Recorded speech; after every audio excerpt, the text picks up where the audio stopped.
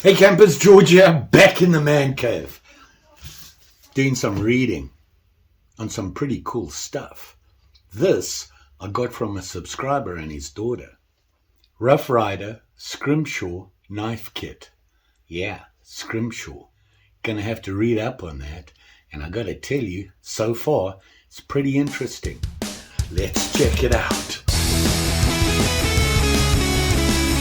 Here's the kit here. And like I said, this is part of a gift that was sent to me by a subscriber and his daughter. That and that as well, drawing from his daughter, which is pretty cool. You know, Mary liked it. And a bunch of other stuff as well. But this really got my attention. I've seen this before, and I've heard about Scrimshaw. I'm an avid reader and belong to Audible.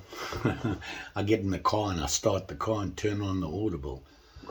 And I listen to books all the time. And one of the books I've listened to is the Master and Commander series, which is about the Royal Navy during its heyday. And they talk about the guys doing this with stuff on the ships. But here's the kit here, and let's have a quick look at it. So it comes in this very cool box. You can see it there.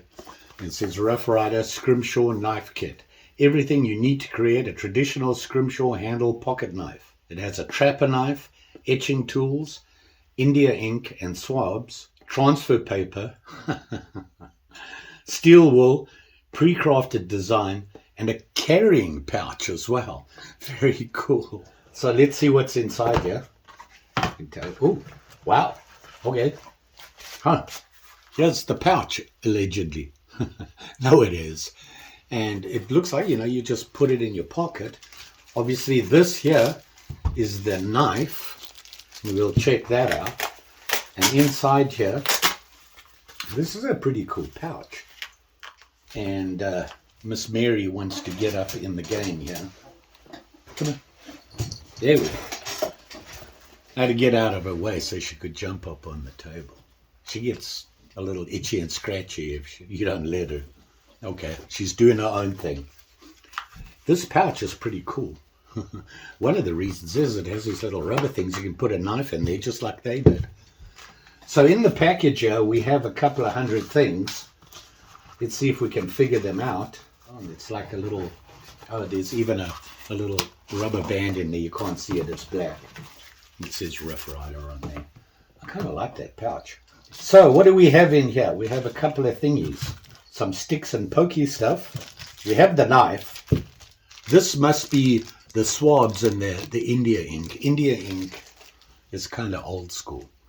Back in the day, they used it for tattoos, and that's what it's called India ink. So you've got a little tubey of India ink and some cotton swabs. Steel wire, probably used to clean up the surfaces and smooth them out on the knife. You have a pokey stick, and you can see on either end it has a different, this is just a point, see that?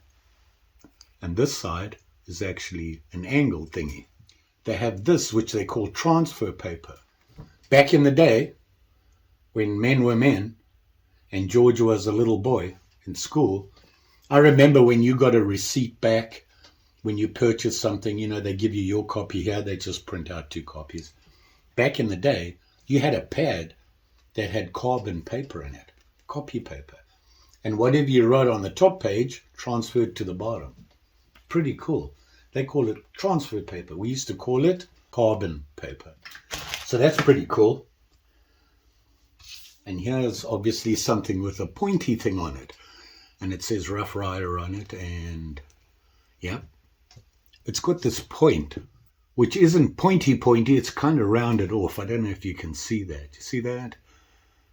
And then you have these things. And these are things you can use to transfer onto the knife. And they've got a couple of patterns here. You can see there's some pretty cool ones.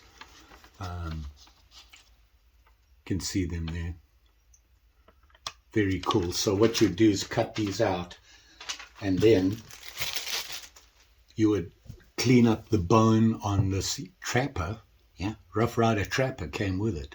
You'd clean up the bone, you'd tape the transfer paper underneath, and then you would cut one of these out, whichever one you want to use, and tape it over the top of the transfer paper, and then you would trace it, and the transfer would transfer the picture onto here, and then you can use the pokey thing here to scratch out the drawing, and then you'd put the India ink in and wipe it off, and it would stay in the scratches. I'm assuming. That's what I'm assuming.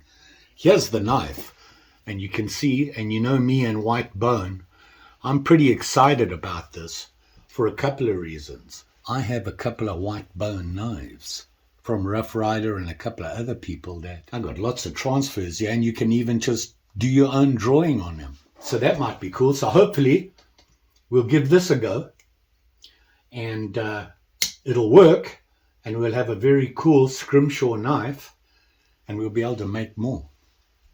Look at that. This is a nice knife. Rough Ryder Trapper. You got your spay blade and your deep clip, your California clip. You know, California, the shape of the state. That's where it came from. Oh, nice brass liners in it. Very nice. This is very cool. And you can see it's got brass liners in there.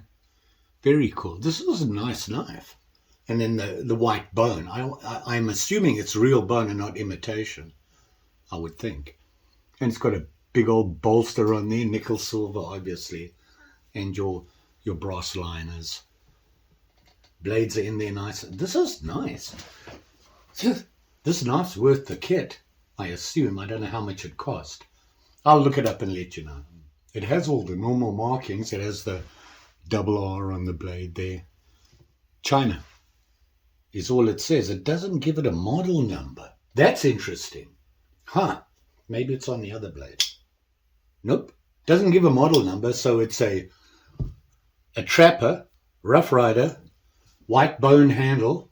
I'm assuming 440 stainless blades, normal, nickel silver pins, and all that good stuff on it. You can see it there. Very nice. I like this bone because it's not a pure white bone. It's got some dark areas on it if you have a look.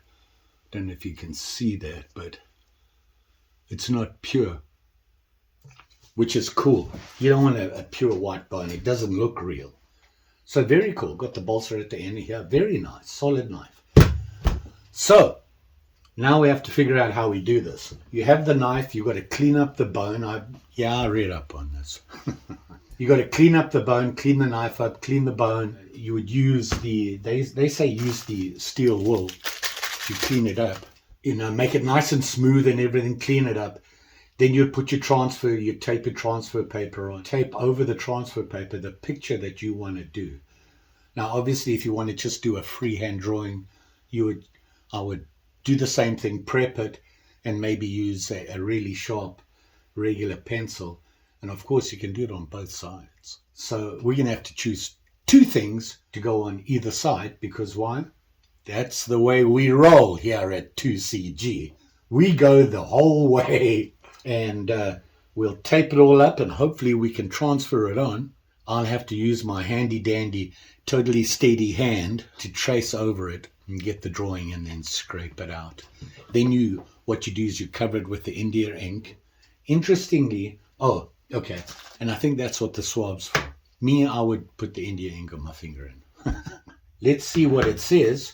Something I forgot to tell you. Oh, it's in the box. Comes with directions. Look at that. Very cool book. Rough Ryder Scrimshaw Knife Bolt Guidebook. Get a hold of it. I'll put all the links below. And in the book here, it's got some cool pictures and stuff, and the writing is kind of unusual. Book is created to help you. They give you some background about what is Scrimshaw. And there's a name given to scroll work, engravings, and carvings done on bone or ivory. Can't do it on ivory anymore. Just saying. Typically refers to the handiwork created by whalers made from the byproducts of harvesting marine mammals, commonly made out of bone and teeth of sperm whales and the tusks of walruses. It takes a form of elaborate engravings consisting of pictures, letterings on the surface of the bone or tooth, with the engravings highlighted with a pigment. Began in the whaling ships way back between 1745 and 1759. Way back on the Pacific Ocean until the ban on commercial whaling. The practice survives as a hobby and is a trade for commercial artisans. A maker of scrimshaw is known as anybody know? Scrims handler. That's what we are today. Scrims handler. That. We're going to be that. Or at least until it doesn't work or it works. Very nice kit. It's time we got everything prepped and get this all done. Sirens are going off. Huh. Okay. You're going to have to wait. Okay, the sirens are still going off. I don't know why. Must be just a warning, a sighting, an alert. I'm not getting anything on my phone, so... Okay, we're good. Sirens are gone off. They probably had something touch down and it's gone. Normally I get an alert on my phone and I didn't, so... So the first thing I want to do is clean up the knife. So I'm just going to use some alcohol. Make sure I'm not going to get my greasy paws on everything. So I'm just giving it a quick wipe off. We got to use this stuff, the steel wool. I'm sitting on the low chair, so we're going to clean the handle here, rubbing it with the steel wool softly or just carefully, or you don't want to scratch it, right? So I'm just going lightly here. So we have to choose the design, and I think there's quite a few in here, and I've looked at them. Some of them are pretty delicate. I don't know if I want to go delicate just yet. I want to keep it as simple as possible. Traditionally, there's a whale, nice and easy, very simple. You see that guy there? And I like the gone fishing. So I have to cut these out, and I've got to get the carbon paper, which is right here, and we've got to cut it and tape it onto the actual thing here, the carbon paper, to cover the whole thing. And then you would cut out your picture, same thing, tape it where you want it, and then trace it, scratch it out. So here's the carbon sheet, well, one of them. I think there's a couple in here. And then we need to cut out which one we're going to do. I need tape. I think painter's tape would probably be the best.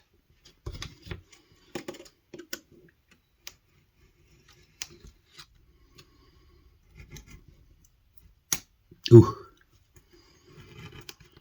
See it there? Will it fit on here? Yeah, it'll fit. Wow, that's surprising. So that's what we're aiming for. Transfer paper. I need to make sure that this all lines up. That's the issue I'm having. So I think what I'm going to do is put this as close to the top as possible.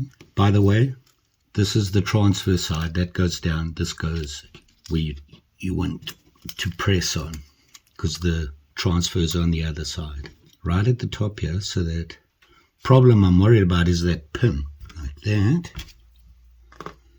like that, because I don't want that whale right there.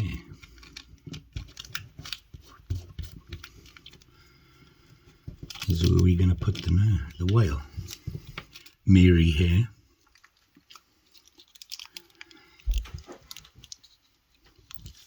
That's the way I'm going to do it. I'm putting the blades at the bottom because I feel that's the top of the knife. The blades open that way. So that's what we're aiming for.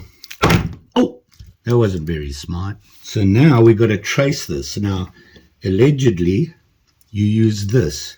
I don't know how hard you're meant to press.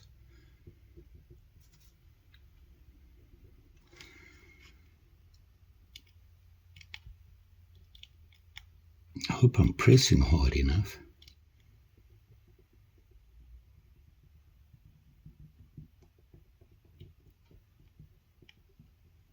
Holding my breath.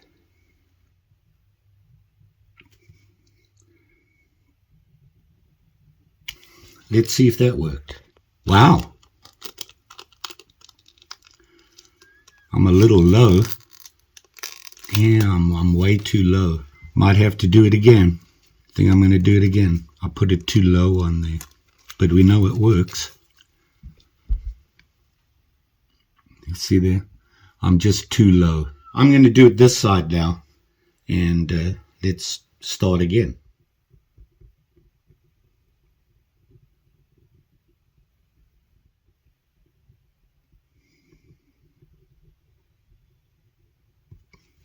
Oh yeah. Huh. That's better. It's not as clean as the other one, but that's more my fault than anything else. So, there is the well I've gone fishing for. So here we are here. And now I need to trace it with this guy. Now, just looking here, the finer areas are okay, just at the back here. I kind of messed up, so I'm going to need my little picture for reference. And now we got to see if we can trace this. I'm going to start there.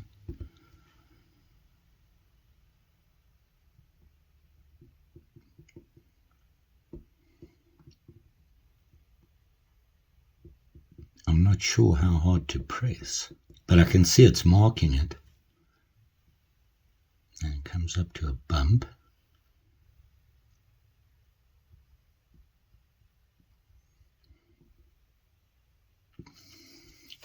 Now we need to do the funny thing.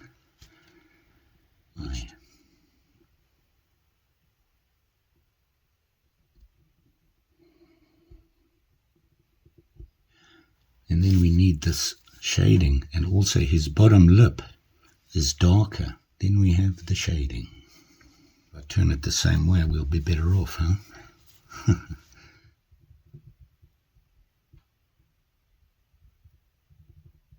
Okay. Now they say you need to have a moist paper towel handy. Moist, I would assume paper towel just being wet with water. I thought maybe this, but it has alcohol in it, so I'm going to go with water.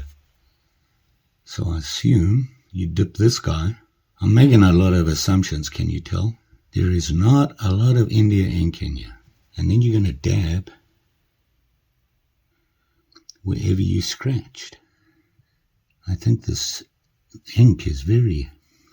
getting it all over me. I'm assuming this is what you do. But what do I know? Now they say you wipe it off. Oh no, I didn't scratch enough, so there's a problem. And I scratched too much, apparently. You can see it barely. So that means they say you can go over it and scratch it again as many times as you need to. So I'm going to have to do that, and I don't really want to because you never get it right. But we'll try. Yeah, I totally missed it. This is going to be a mess, but we'll see what happens. The India ink to dry. Maybe that's what I should be doing. I didn't press hard enough the first time, I think. Yeah, it's better. But it's kind of wobbly now. But you get the idea. You can see how I missed the lower lip. I think what I'm going to do there is darken it. Okay, I'm going to leave that like that for now. We got to do the fly. This time I'll press harder first time out because it really, I can't believe how well it traced. Okay, that's the one we're going to put on this side. There's a lot of stuff here. But here's hoping. So we got to trace it on there and then really scratch it in. So let's get this traced in.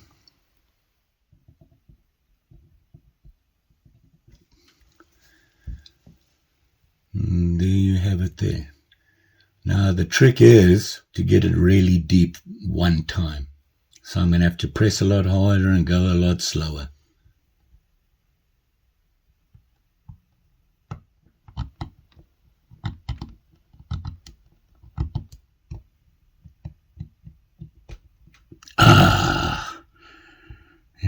guys.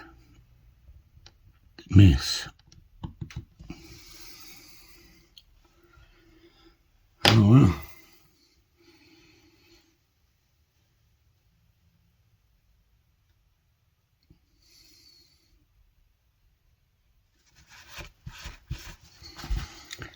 Okay, I am doing something wrong. I went deeper, but I keep wiping the ink off. I'm going to put it back on again and not press so hard when I'm wiping off.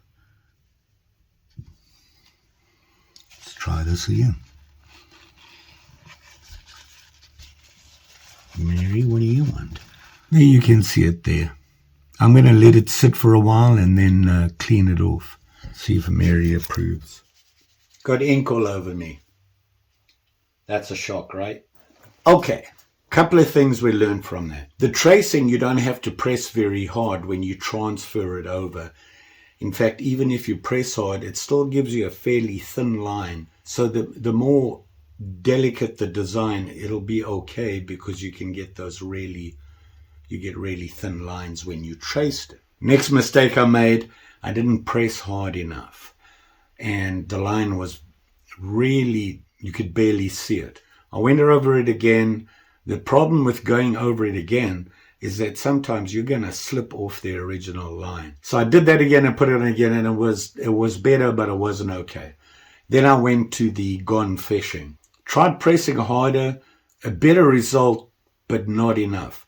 I went over it again and it was a lot better. The other thing I'm doing wrong was when they say in the instructions, use a damp towelette and just wipe it off, I pressed too hard. So I was actually pulling some of the ink out of the scratches. Put ink on again and went over a little bit lightly.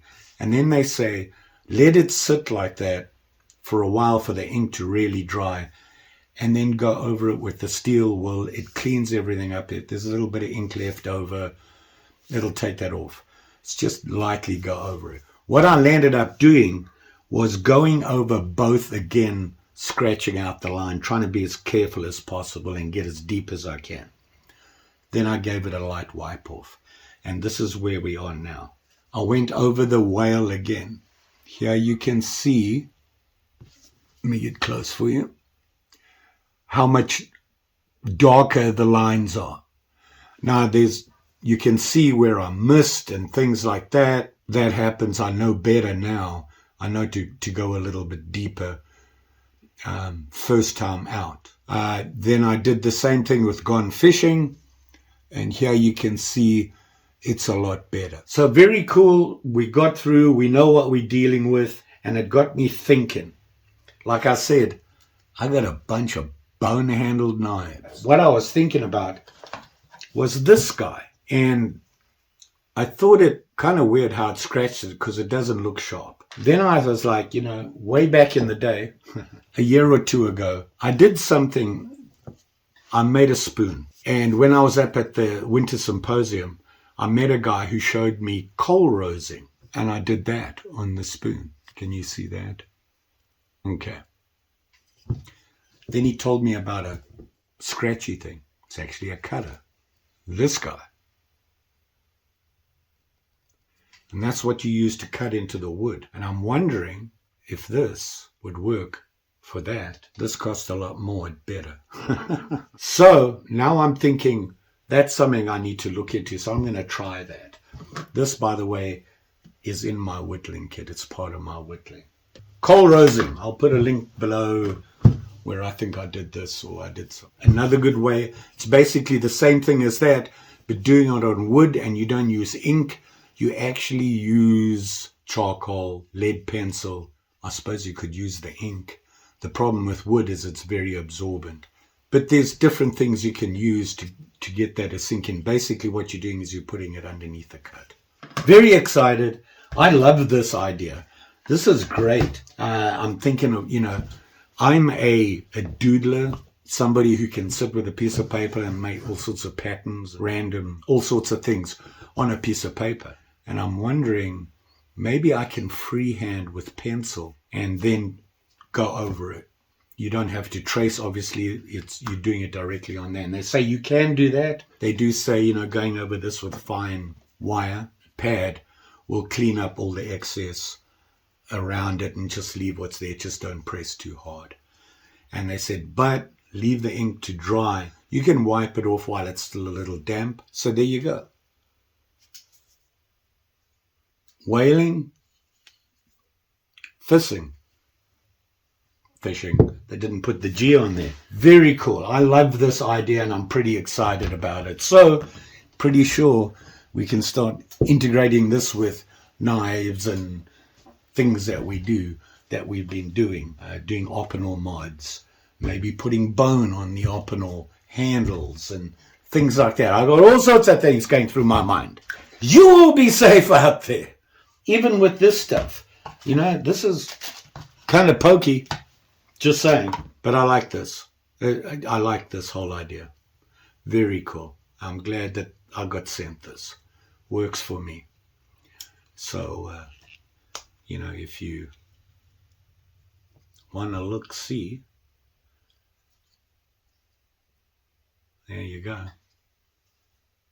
Gone fishing with my trapper. And I'm going to catch a whale. So like I said, I've still got to just go over it slightly. The ink is properly dry.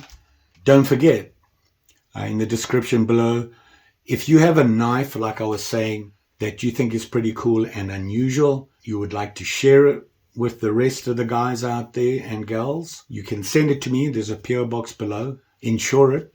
If you do it ground, it's automatic insured for $100. So I'm on a budget. I don't expect you to send me $100 folding knife.